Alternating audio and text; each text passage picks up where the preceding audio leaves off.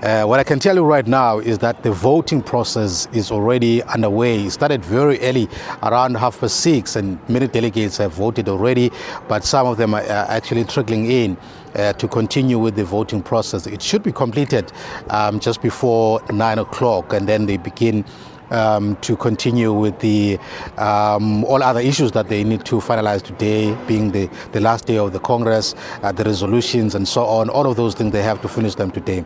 But with me now, I've got another candidate. She's already voted, Refilwe Ntsege. She is a candidate contesting for the Deputy Federal Chairperson of the Democratic Alliance. She's going to tell us about why she wants to actually get into that position. Good morning, Refilwe. Why is it important to you? It's important to me because we need to get the DA leadership talking more to the grassroots, and also because there's a lot of segmentation that is not happening within the DA. We kind of have one message that goes out there instead of breaking up the message so that it's understood the same, but differently taken out to the different communities that vote for the DA and those that we're also targeting. So my whole line is I'm bringing connections in, and also the way we interact with the different organizations, our external stakeholders. That's also something that I want to improve on, because I believe my community, my experiences bring that to the party. Have you done enough groundwork to be able to get the votes?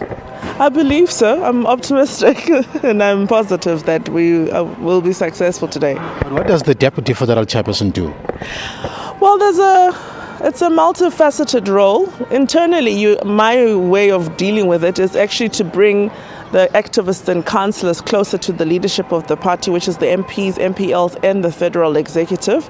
And then it's also almost like an ambassadorial role where you go and bring the message of the DA to other external organizations such as NGOs, community leaders, etc. So that's what the role is. So the whole thing about this Congress is that the DA now really wants to step up in terms of making inroads into the black communities. Do you think that is what the DA is likely to do now, especially with the new leadership that is about to elect?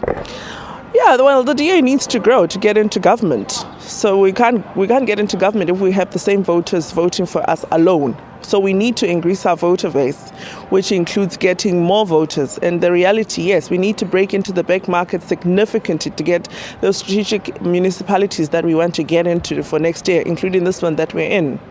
Thank you very much.